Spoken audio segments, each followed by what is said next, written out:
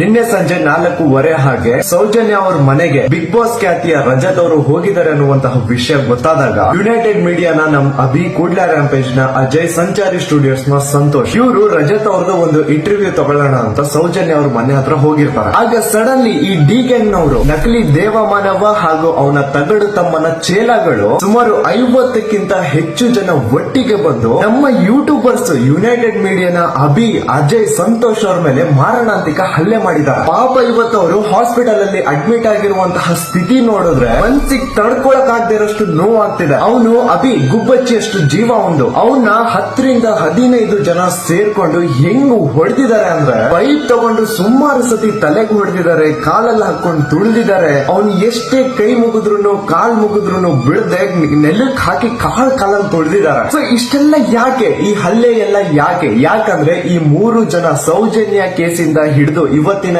SIT ತನಿಖೆವರೆಗೂ ನಿಷ್ಪಕ್ಷಪಾತವಾಗಿ ವರದಿ ಮಾಡ್ತಾ ಬಂದಿದ್ದಾರೆ. ಆ ತಗಡು ನಕಲಿ ದೇವಮಾನವ ಹಾಗೂ ತಗಡು ತಮ್ಮನ ನಿಜವಾದ ಮುಖವಾಡಗಳು ಆಚೆ ಬರ್ತಿದಾವಲ್ಲ. ಸೊ ಇವತ್ತು ತಾನು ಸಾಕಿರುವಂತಹ ಗುಂಡಗಳು ತಾನು ಸಾಕಿರುವಂತಹ ಚೇಲಗಳನ್ನ ಅಟ್ಯಾಕ್ ಮಾಡ್ಲಿಕ್ಕೆ ಕಳಿಸಿದಾನೆ. ಇನ್ನು ಆ ಸುವರ್ಣ ನ್ಯೂಸ್ ನ ಬಾಂಡ್ಲಿ ತಲೆ ಅಜಿತ್ ಜೈನ್ ಯೂಟ್ಯೂಬರ್ಸ್ ಮೇಲೆ ಆಗಿರುವಂತಹ ಹಲ್ಲೆನ ತಿರುಗಿಸಿ ಸುವರ್ಣ ನ್ಯೂಸ್ ನ ಪತ್ರಕರ್ತರ ಮೇಲೆ ಹಲ್ಲೆ ಆಗಿದೆ ಅಂತ ಸುಳ್ಳು ಸುದ್ದಿನ ಬೊಗಳ್ತಾ ಇದ್ದಾನೆ.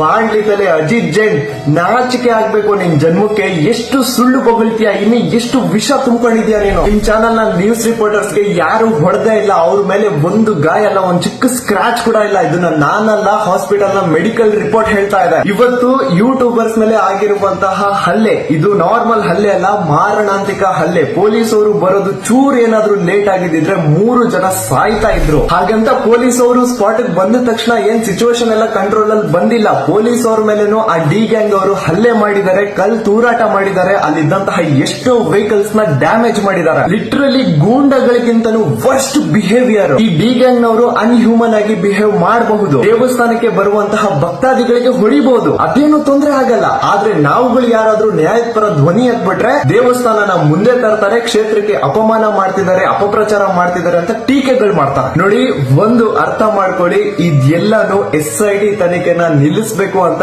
ಆ ನಕಲಿ ದೇವಮಾನವ ಹಾಗೂ ಅವನು ತಗಡು ತಮ್ಮ ನಡೆಸ್ತಿರುವಂತಹ ಪ್ಲಾನಿಂಗ್. SIT ತನಿಖೆ ತುಂಬಾ ಒಳ್ಳೇದಾಗಿ ನಡೀತಾ ಇದೆ, ಸತ್ಯ ಹೊರಗ್ ಬಂದೇ ಬರುತ್ತೆ. ಆ ಸತ್ಯ ಹೊರಗ್ ಬರಬಾರ್ದು ಅಂತ ಈ ನಕಲಿ ದೇವಮಾನವ ಹಾಗೂ ಅವನು ತಗಡು ತಮ್ಮ ಈ ಪ್ಲಾನಿಂಗ್ ನ ನಡೆಸ್ತಾ ಇರೋದು. ಸೊ ಈಗ್ಲಾದ್ರೂ ಜನ ಅರ್ಥ ಮಾಡ್ಕೋಬೇಕು, ಇಲ್ಲಿ ಯಾರು ನ್ಯಾಯದ ಪರ ಇದ್ದಾರೆ, ಯಾರು ಅನ್ಯಾಯದ ಪರ ಇದ್ದಾರೆ ಅಂತ.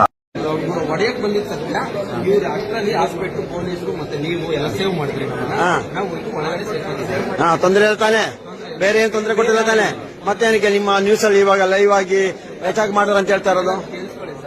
ನಾವೇನ್ ಹೇಳ್ತೀವಿ, ಗಲಾಟೆ ಆಗಿದೆ. ಒಡೆಯಕ್ ಬಂದಿದ್ದ ತಕ್ಷಣ ಇವ್ರು ಅಷ್ಟರಲ್ಲಿ ಹಾಸ್ಪಿಟಲ್ ಪೊಲೀಸರು ಮತ್ತೆ ನೀವು ಎಲ್ಲ ಸೇವ್ ಮಾಡಿದ್ರಿ. ನಾವು ಒಳಗಡೆ ಸೇವ್ ಮಾಡಿದ್ವಿ. ತೊಂದರೆ ಇಲ್ಲ ತಾನೆ, ಬೇರೆ ಏನ್ ತೊಂದರೆ ಕೊಟ್ಟಿಲ್ಲ ತಾನೆ. ಮತ್ತೆ ಏನಕ್ಕೆ ನಿಮ್ಮ ನ್ಯೂಸ್ ಅಲ್ಲಿ ಇವಾಗ ಲೈವ್ ಆಗಿ ಅಟ್ಯಾಕ್ ಮಾಡೋರು ಅಂತ ಹೇಳ್ತಾ ಇರೋದು? ನಾವೇನ್ ಹೇಳ್ತೀವಿ, ಗಲಾಟೆ ಆಗಿದೆ. ಕುಡಿದಿದ್ನಂತೆ. ಈ ಮಧ್ಯೆ ವರದಿ ಮಾಡುವುದಕ್ಕೆ ಹೋಗಿದ್ದ ನಮ್ಮ ರಿಪೋರ್ಟರ್ ಹರೀಶ್ ಮೇಲೆ